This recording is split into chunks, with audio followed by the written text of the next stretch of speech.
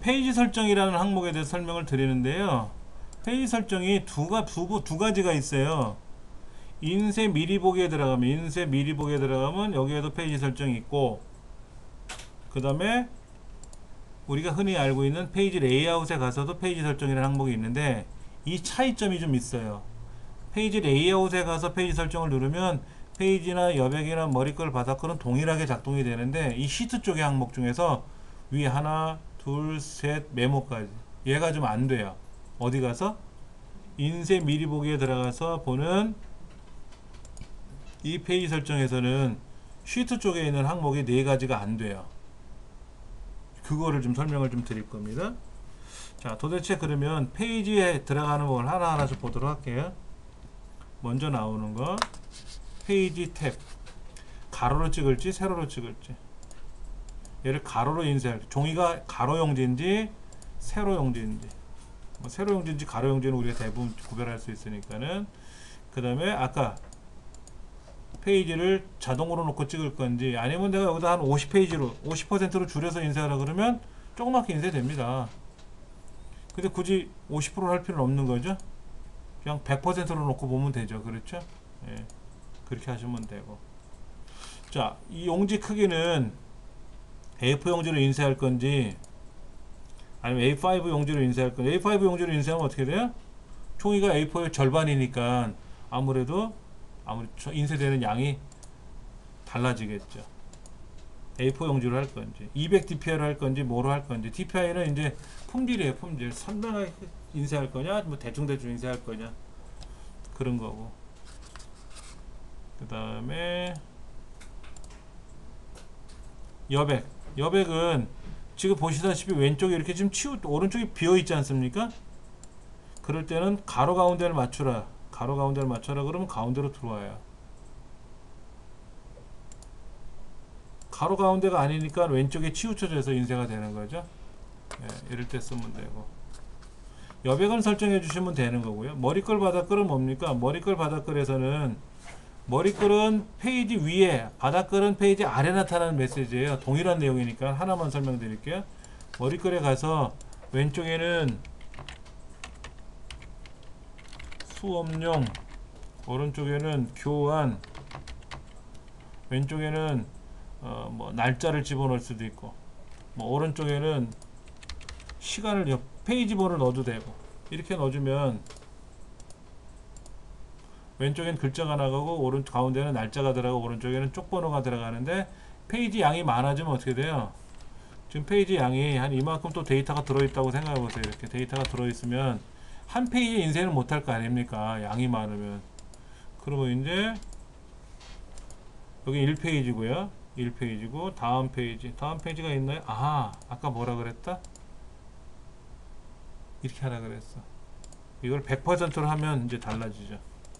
자, 여기 1페이지, 다음 페이지, 2페이지, 3페이지, 4페이지, 5페이지, 6페이지 걸쳐서 인쇄가 되네요. 밑에 전체 6페이지라고 나와 있어. 이렇게 쪽번호도 나올 수 있고 이렇게 나올 수 있다 이거지. 그게 어디 가서 인쇄 미리 보기에 가서 페이지 설정해서 꾸미면 돼요. 자, 머리글을 고치러 갔어요. 자, 그러면 앰퍼센드 날짜가 뭐고 앰퍼센드 페이지 번호가 뭔지는 대략 알 것 같아요. 그렇죠? 예, 그 다음에 여기 있는 거, 요 시계 그림 누르면 시간이 들어가겠죠 뭐. 근데 제가 여기다 이렇게 슬래시를 넣으면 어떻게 될까요? 왼쪽에 날짜, 오른쪽에 슬래시 긋고 시간이 나오겠지. 얘를 붙여 써버리면 어떻게 돼요? 날짜 시간이 따다다닥 붙어서 나올 거 아닙니까? 보기 싫을 것 같아서.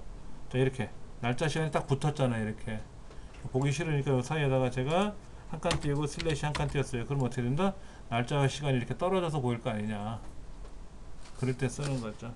이제 그런 것들이 그 페이지 설정에서 처리하는 건데, 특히 시트 쪽에는 눈금선이 지금 들어가서 보기 싫다면 눈금선 빼면 되는 거고, ABCD 필요 없으면 행렬 머리글 빼면 되고. 근데 ABCD가 있어야 편할 때도 있다 그랬잖아요. 그렇죠? 행렬 머리글이 있어야 편할 수도 있지 않습니까? 자, 지금 1페이지가 어디에요? 1페이지가 쉽게 말해서 아까 여기가 1페이지는 알겠어요. 여기가 1페이지는 맞죠. 그럼 얘가 2페이지예요, 얘가 2페이지예요. 얘가 1페이지고 2페이지면 얘가 3페이지가 되겠죠.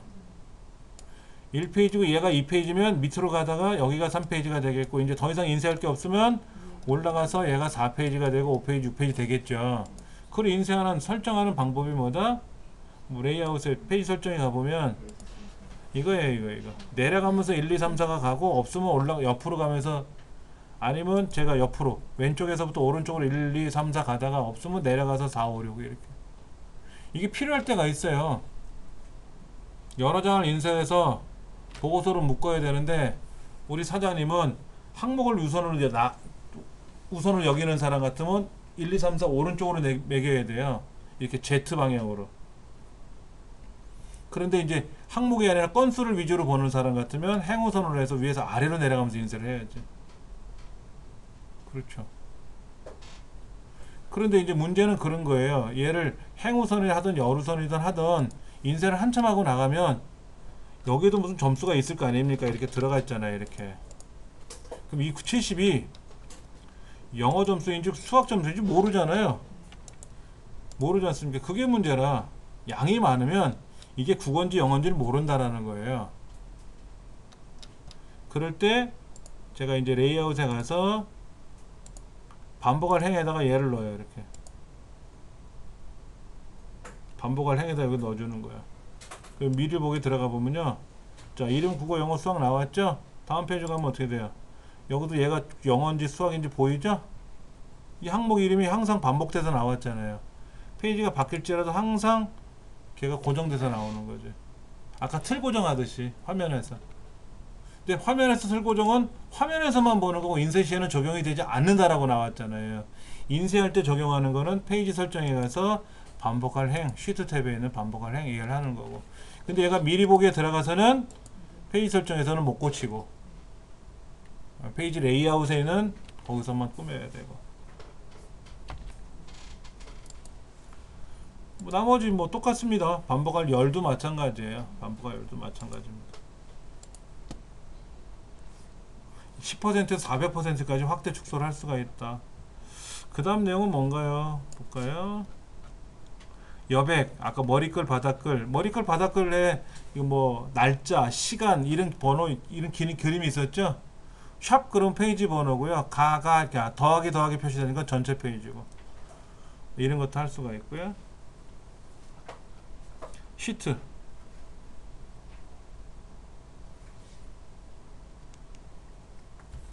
1에서 4까지 반복하고 싶다. 1에서 4까지면 달러 1에서 달러 4. A에서 B까지 반복하면 달러 A에서 달러 B. 뭐 이런 식으로. 메모도 따로 인쇄할 수가 있고. 그런 거는 가능하다. 자, 인쇄를 하게 되면은 직접 인쇄하지 말고 뭐부터 하자? 인쇄 가서 인쇄를 직접 누르지 말고, 여기서 미리 보기 할 수 있어요. 인쇄 들어가서 미리 보기 해도 돼요. 인쇄 미리 보기 하면은, 근데 팩스로 돼 있어요. 팩스. 그래서 제가 여기다가 이런 막대 그래프를 이용해서 뭐를 화려하게 집어넣을 수 있잖아요. 그랬잖아요. 들어갔잖아요. 그랬죠. 근데 얘를 인쇄 미리 보기 들어가면은요, 흑백으로 나오죠. 팩스라서 그래. 팩스. 근데 난 프린터를 팩스가 아니라 아까 스타일러스 이거 포토 이걸 했잖아요. 그러면 미리 보기도 컬러로 나와요.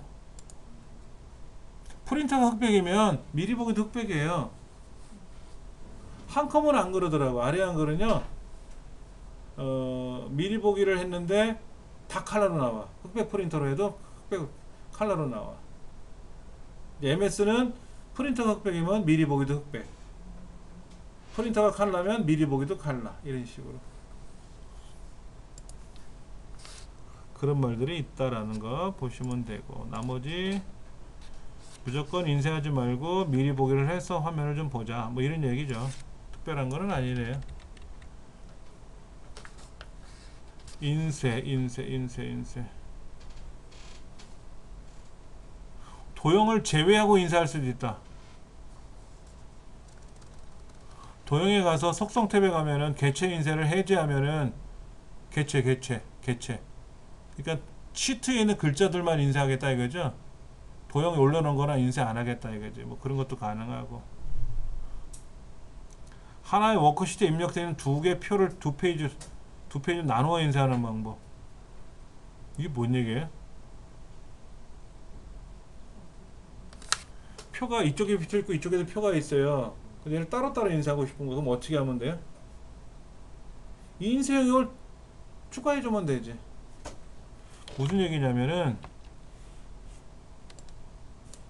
여기 표가 하나 있고 여기 표가 하나 있어요. 그럼 어떻게 될까요? 얘는 이순신, 임꺽정이라고 가정해보자고. 데이터가 다르잖아요. 그러니까 얘 따로 인쇄하고 얘 따로 인쇄하고 싶은 거야. 근데 인쇄하면 어떻게 돼요? 당연히 하나로 나올 거 아닙니까? 어떻게 하라는 얘기예요? 페이지 레이아웃에 가서 인쇄 영역을 설정해요. 자, 블록을 잡고요. 인쇄 영역을 설정해요. 얘도 블록 잡고요. 인쇄 영역 설정해요. 추가. 그럼 인쇄가 따로따로 지금 영역이 들어갔죠? 인쇄하면 어떻게 될까요? 얘 하나, 또 하나. 그렇게 됐지 않아요? 이건 반복해서 제가 메시지 넣는 바람에 나온 거고, 첫 줄은.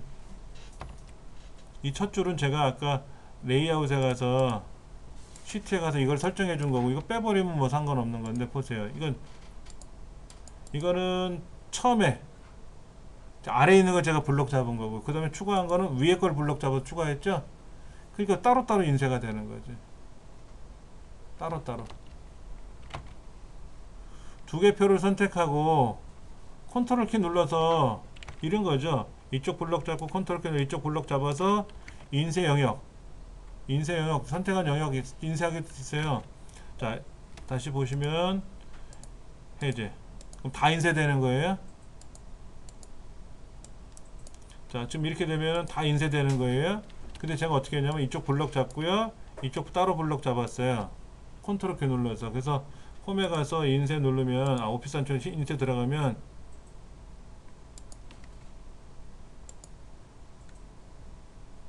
선택한 영역 제가 따로따로 영역을 잡았잖아요.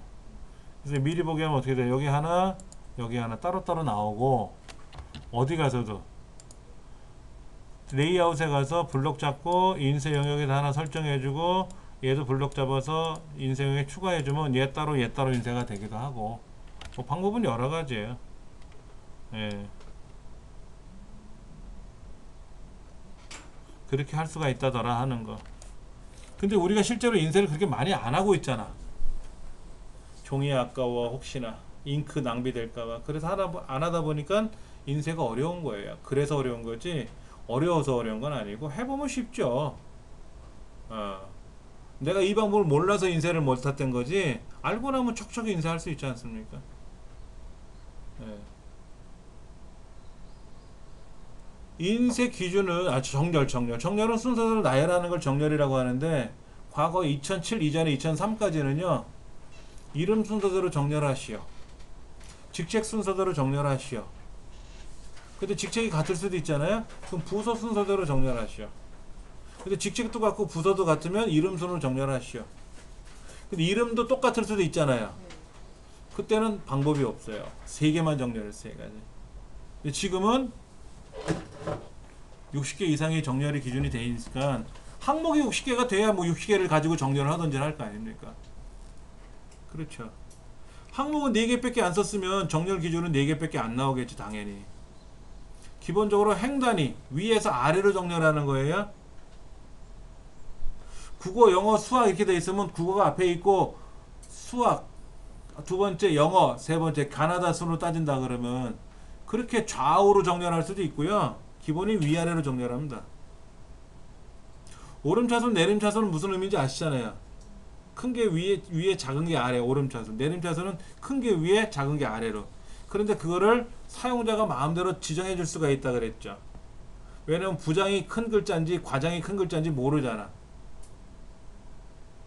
컴퓨터는 과장하면 기억이고 부장하면 비읍이니까 그렇게만 인식을 하는 거지 과장이라는 의미가 큰 건지 부장이라는 의미가 큰 건지 모른다라는 거죠.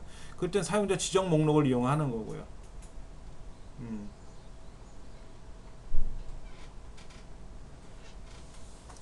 정렬하고 싶은 데에다가 클릭을 하고 자, 여기다 클릭을 했어요. 이렇게 클릭을 하고 정렬을 누르면 어떻게 돼요? 얘가 정렬 대상이 되는 거야. 이 전체가. 자, 이렇게 블럭 잡으면 뭐예요? 요거만 정렬 대상에 들어가는 거예요. 그래서 정렬을 할 때는 꼭 블럭을 잡아서 정렬을 해도 되지만 그때는 이름 순으로 정렬하는 거죠. 만약에 영어 순서로 정렬하면 어떻게 돼요? 클릭하면 정렬이 깨지잖아. 그러니까 블럭 잡고 탭키 누르면 옆으로 가요. 그 정렬하면 영어 순서대로 정렬하는 거예요. 영어 순서대로. 이렇게 되면은 이름 순서대로 정렬하는 거고. 자, 예를 들어서 얘를 한번 붙여봅시다. 자, 이렇게 블럭 잡으면 뭐가 된다? 요거만 정렬하는 거지. 근데 이렇게 클릭을 해놓고 정렬하면 국어 항목으로 정렬하는 거지. 이렇게 해놓고 정렬하면 이름 순으로 정렬하는 거지. 이렇게만 블럭 잡고 정렬하면 뭐가 된다? 이제 수학 점수만 갖고 정렬하는 거고. 아, 수학이 똑같네. 영어 순서 정렬하고 이렇게. 그래서 이렇게만 블럭 잡으면 뭐가 된다? 큰일 나죠? 큰일 나지. 이름은 가만히 있고 국어만 위아래로 바뀔 거 아닙니까? 안 되죠. 색깔을 기준으로 정렬할 수도 있다.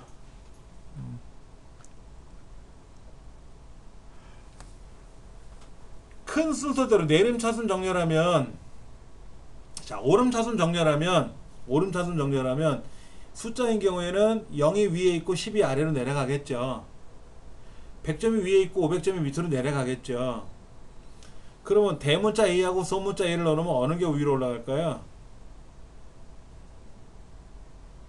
대문자가 크니까 밑으로 내려가겠지. 소문자는 작잖아요. 소문자니까. 그 만약에 ABC라는 글자랑 DEF라는 글자랑, 그러면 ABC는 A로 시작하고 DEF는 D로 시작하니까 아무래도 ABC가 먼저 나오겠죠. 이때 대소문자까지 구분하라 그러면 대문자를 갖고 뒤로 가고 소문자가 앞으로 오겠지. 그러면 ABC라는 글자하고 홍길동이라는 글자하고는 누가 앞에 가냐 이거야. 영어가 앞에 가요? 영어가 앞으로 가고 우리말이 뒤로 갑니다. 그래서 여러분들 이 안에서 글꼴 같은 거 지정해 줄 때 클릭해보면 어떻게 나와요? 영어 글꼴이 앞에 ABC 순서대로 나오고 나서 그 다음에 가나다 순으로 나오잖아요. 그래서 그런 거예요. 과거에는 안 그랬었어요. 윈도우 7 같은 경우에는, 윈도우 XP 같은 경우는 우리말이 먼저 나오고 영어가 뒤에 나왔었는데 윈도우 7로 가면서 바뀌었더라고. 원래 엑셀에서는 숫자, 그 다음에 영어, 그 다음에 우리말 이렇게 나왔었어요. 숫자가 작습니다. 그래서 모든 글자는 어떤 숫자보다 커요. 홍길동이라는 글자하고 100억이라는 숫자하고 비교해보면 홍길동이라는 글자가 큰 거예요. 숫자 100억보다는. 숨겨진 거는 정렬을 하면 어떻게 될까? 걔는 수행하지 않아요. 그러려고 숨겨놓은 거거든. 정렬을 하게 되면은 안에 숨겨놓은 것들은 제외시키고 해요. 근데 걔가 누락이 되면 안 되니까 그때는 어떻게 해야 돼요? 정렬하기 전에 다 보이게 해놓고 숨긴 거 취소해놓고 그리고 정렬을 해야 순서가 바뀐다. 오름차순은 숫자,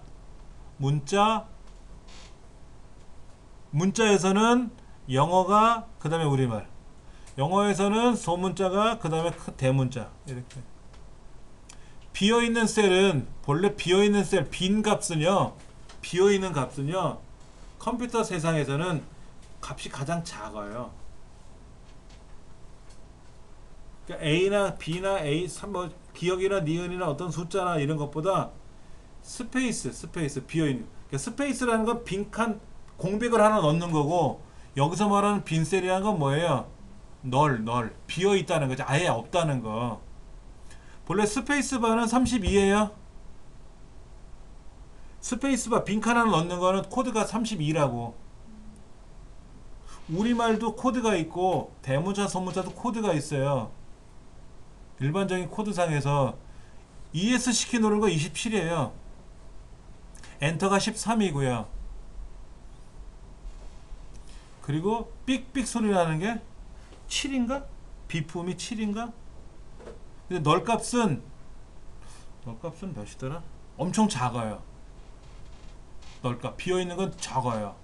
그런데 엑셀이 특성상 그런 거예요. 본래 비어있는 거는 값이 작기 때문에 앞으로 갑니다. 근데 엑셀에서는 비어있는 거는 무조건 빼버려요. 크기 순서는 나열하던 그게 큰 건 작던 상관없이 무조건 비어있으면 뒤로 다 빼버려요. 무조건 다 뒤로, 예외로 다 빼버리는 거예요. 그래서 비어있는 값이 들어가 있는 걸 정렬하면은 걔는 꼴찌로 가는 거야. 그리고 중간에 비어있으면요, 막 보세요. 여기 합계를 계산해야 되는데, 합계를 그래서 는 썸 해가지고 우리가 합계 구하잖아요. 이렇게요. 자동 채우기 여기 더블 클릭하면 탁 내려가지 않습니까? 그런데 여기 비워놨잖아요. 이렇게 비어있으면요 걸려요. 거기에서 드래그하면 내려가지. 드래그하면 내려가는데 자동 채우기 더블 클릭하면 촥 내려가야 되거든요. 아까는 있었잖아요. 이렇게 있었을 때는 더블 클릭하면 한꺼번에 내려가요. 근데 비워두면은 그 전에 딱 걸려버리거든. 근데 여기 비어있으면 또 어떻게 될까? 여기 비어있는 거는 또 중간에 비어있으니까 또 안 보이니까 내려가겠지. 근데 직전에 비어있는 게 아니니까, 옆에가. 하여튼 비어있는 거는 엑셀에서는 옳은 거는 아니에요. 그래서 꼭 확인해야 돼. 야, 여기 비어있다. 임꺽정 영어 점수가 비어있다. 시험 안 본 거냐? 시험 봤는데 빵점이냐? 확인해 봐야 돼. 잠깐만요. 그날 얘 안 온 거 같은데. 안 왔으면 0이라고 치든지, 시험 봤는데요 아직 점수가 안 나온 거예요. 점수 나오는 대로 확인해 드릴게요. 그러면 아직 뭐 점수가 입력 안 됐으니까 따로 표시한다든지 뭐 이렇게 해놔야 돼.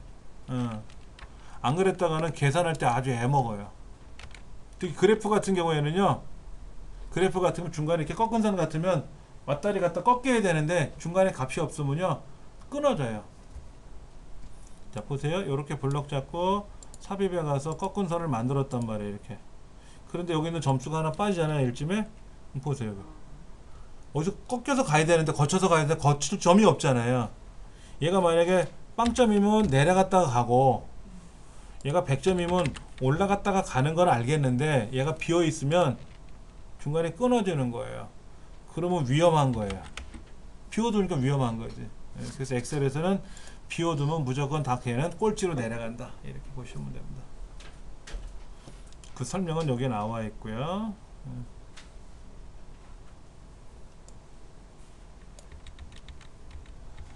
그 다음에 자동 필터. 자동 필터는 우리 아시잖아요. 걸러내는 거지 않습니까? 걸러내는 거. 고급 필터는 조건을 걸어서 원하는 것만 걸러낼 수도 있는 거죠. 걸러낼 수도 있고 따로 뽑아낼 수도 있고. 근데 우리 시험에는 어떻게 했어요? 항상 고급 필터 걸어가지고 따로 출력하라 그러죠. 자동 필터처럼 걸러낼 수도 있어요. 그런데 자동 필터에서 안 되는 게 뭐에 있죠?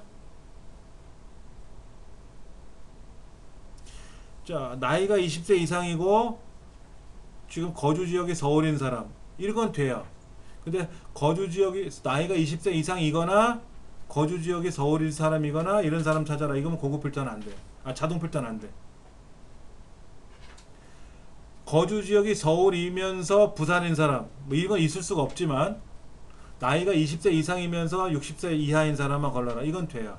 그러나 뭐 60세 이상 또는 20세 이하, 이것도 가능합니다. 같은 항목에서는 AND와 OR가 돌아가요. 다른 항목에서는 AND만 되고 OR는 안 돼요. 또는 안 먹습니다. 고급 자동 필터에서는 안 돼요. 그래서 그런 거를 해줄 때는 고급 필터를 쓸 때 아까 뭐라 그랬죠? 조건을 같은 줄에 쓰면 AND가 되고 뭐뭐이면서 뭐뭐이고 이런 거고, 조건을 서로 다른 줄에 쓰면 뭐가 된다? OR, 뭐뭐 또는 뭐뭐이거나 이럴 때 쓰는 거고, 그런 거. 그 다음에 자동 필터에서는 또 내가 원하는 대로 조건을 걸 수가 있어요. 그리고 자동 필터도요 기능이 많습니다. 성적이 제일 좋은 사람 몇 명만 나와라, 몇 개가 나오게 해라, 몇 퍼센트가 나오게 하라, 이럴 수 있는데 국어 점수의 탑 10 상위 10개 이건 가능하지만 이름에서 상위 10개 그러면 강감찬이 먼저 나오라는 얘기인지 홍길동이 먼저 나오는 건지 모르잖아요. 이름에서는 상위 하위라는 개념이 없죠. 숫자에서만 상위 하위가 있다고.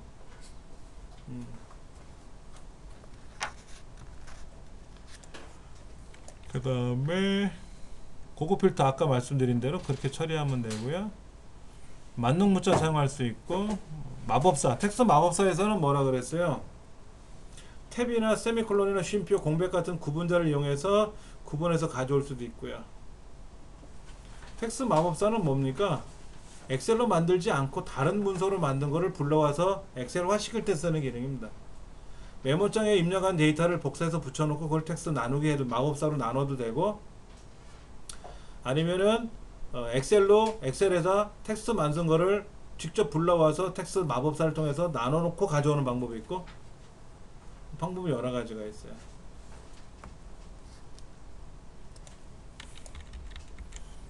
그 다음에 부분합. 부분합은 그룹별 계산하는 거라 그랬고요. 반드시 그룹을 기준으로 정렬을 해서 모아놔야 된다. 오름차순이든 내림차순 상관없이, 예를 들어 직위별로 뭐를 계산하고 싶어 그러면 직위가 과장은 과장끼리, 부장은 부장끼리, 사원은 사원끼리 모여 있어야 된다.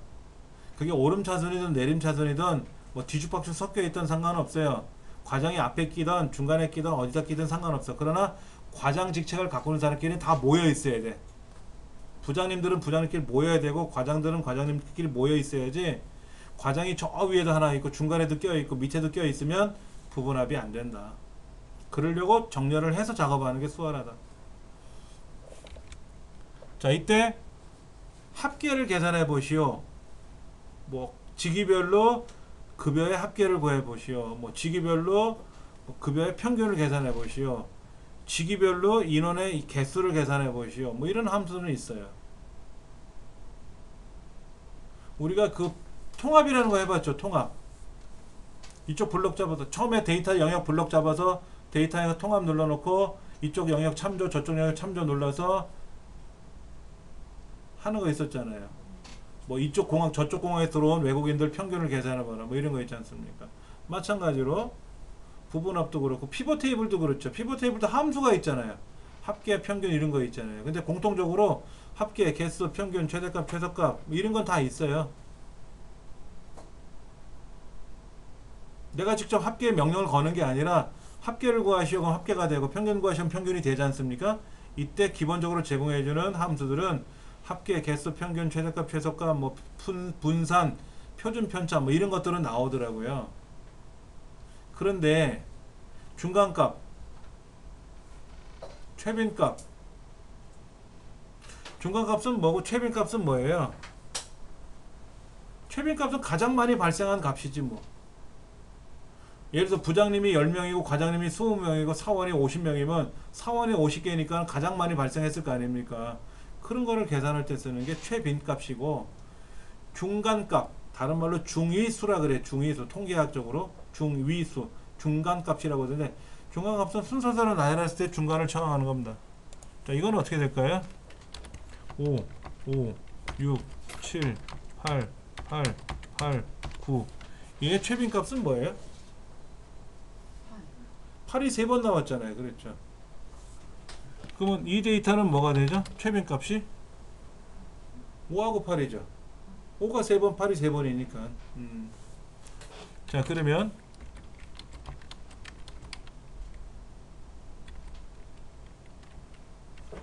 이 중간값은 얼마예요? 중간값. 순서대로 중간이 아니고 크기 순서대로 나열했을 때 중간값. 1, 2, 3, 5, 5 이거죠. 1, 2, 3, 5, 5 이렇게 되는 거죠. 순서대로 나누면. 그럼 중간값이 얼마예요? 3 이렇게 되는 거죠. 자, 그러면 1, 2, 4, 5 중간값이 얼마예요? 순서로 나누면 1, 2, 4, 5 맞는데 중간값은 얼마다? 2와 4에 있는 값 3. 그때는 3으로 해줘야 돼요. 2와 4의 중간이니까 3이죠. 엑셀이 그렇게 알아서 해줘요. 중간값을 계산하라 그러면. 평균의 의미가 아니라 그냥 평균이지 평균.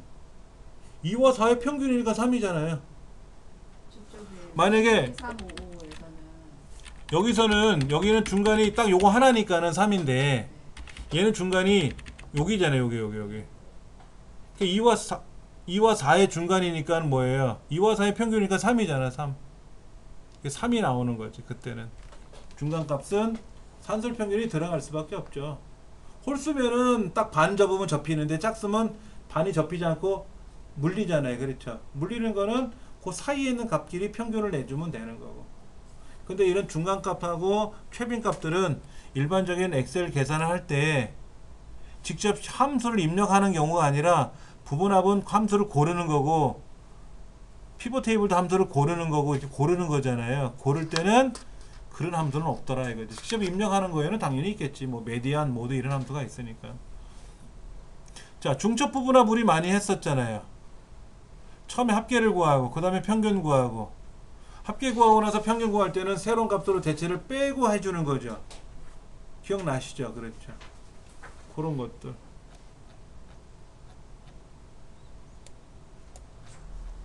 피벗 테이블에서 중요한 거는 뭐예요? 원 데이터를 블럭을 잡아서 삽입해 가서 피벗 테이블을 만들어요. 그래서 원하는 대로 피벗 테이블을 이용해서 행과 열의 위치를 막 바꿀 수가 있죠. 예. 그런데 문제는 이거예요. 원본 데이터가 변경되면 어떻게 되냐 이거야. 피벗 테이블이 안 바뀐다 이거야. 새로 고침을 눌러야만이 변경된다 라는 거. 제가 설명드리면서 하기는 했는데, 자 보세요. 여기는 지금 중복 데이터가 없죠. 중복 데이터가 없는 거는 피벗 테이블 할 필요가 없어요. 근데 그런 건 있다고. 예를 들어서 여기에다 반 2번 3번 3번 이렇게 되는데, 자 여기는 이제 학년을 하나 더 볼까? 여기다 넣어볼까? 1학년, 2학년, 3학년, 3학년이라고 해볼까? 자 그럼 블록 잡아서 삽입 피벗 테이블 만들어 가지고 여기에다가 학년은 행에다가 반은 열에다가 국어 점수, 영어 점수, 수학 점수를 구해봐라 그러면 지금 이거를 이렇게 만들 수도 있어요. 반을 학년 밑으로 내리게 할 수 있어요.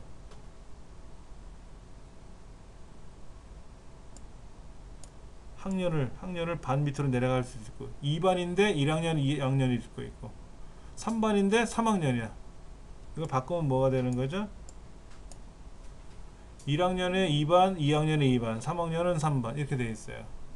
이거를 서로 나눌 수도 있고 학년이 오른쪽으로 가게 할 수도 있고 뭐 반이 오른쪽에 할 수도 있고 원래는 아까 반이 오른쪽에 있었죠? 학년은 내려가 있었죠. 이때 값을 밑으로 내릴 수도 있어요. 이렇게 해서 우리가 보는 거였죠. 그렇죠. 그 디자인에 가서 이거를 뭐 개요 형식으로 보시오 뭐 이런 것도 있었었다 그랬지 않습니까? 이런 것들.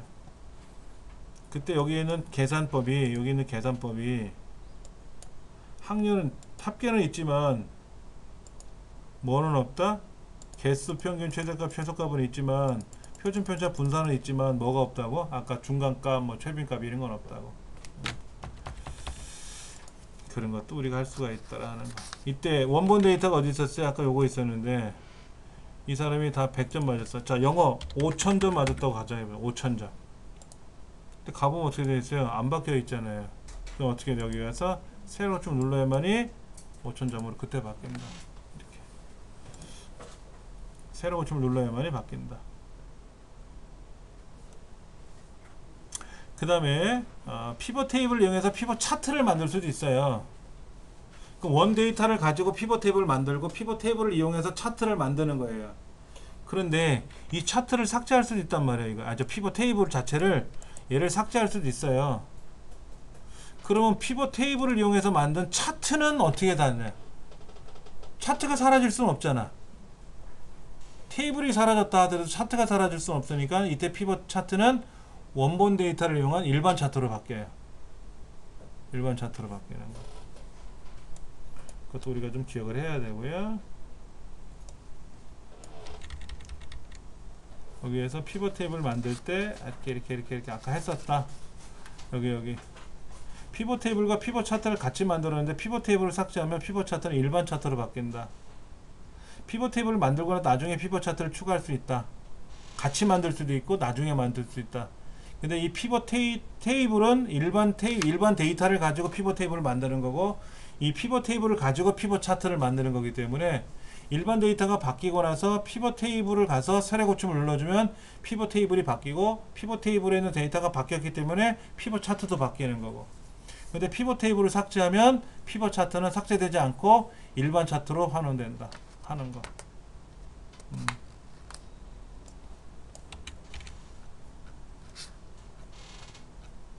그 정도는 아까 말씀드렸고요. 뭐 목표값 찾기 우리 이런 거 했었잖아요. 그렇죠? 목표값 찾기라든지 이런 내용도 알아야 되고요. 그 다음에 나오는 게 시나리오죠. 시나리오는 어떻게 했었습니까? 뭐 A의 반품, B의 반품, 뭐 어쩌고 이런 거 나왔었지 않습니까? 가상으로 꾸며보는 건데요. 네, 이런 거. 32개 변경세를 지정할 수 있대요. 아까 A 반품 수량, B 반품 수량, C 반품 수량에서 32개 반품 수량을 만들어 쓸 수가 있다는 거죠. 얘가 10개 증가됐을 때, 10개 감소가 됐을 때 하는 시나리오 개수는 64개까지고, 시나리오 개수는 64개를 만들 수가 있고요. 하나의 시나리오에다 우리가 보통 뭐 200원 인상, 200원 감소 뭐 이런 거 두 가지 시나리오를 꾸며보잖아요. 두 가지 값을 넣어보지 않습니까? 그리고 그거를 이제 보통 뭐 100원 인상, 200원 인상, 300원 인상, 400원 인상 이렇게 할 수도 있지 않습니까? 그렇게 시나리오를 만드는 건 64개를 만드는 거예요. 그때 몇 가지 항목을 가지고 변경하게 할 거냐? 32개까지 만들 수 있다. 이런 얘기고. 시나리오 이름은 반드시 입력해야 되고 설명은 안 해도 되고. 시나리오를 이용해서 변경할 수도 있어요. 변경 그러면 값이 변경됩니다. 근데 그렇게 되면 되돌릴 수가 없으니까 수작업으로 다시 고쳐야 돼요. 뒤에 가서 한번 해볼 건데요. 이거는 뭐 시나리오 문제라고 하면서 한번 보면 되니까는.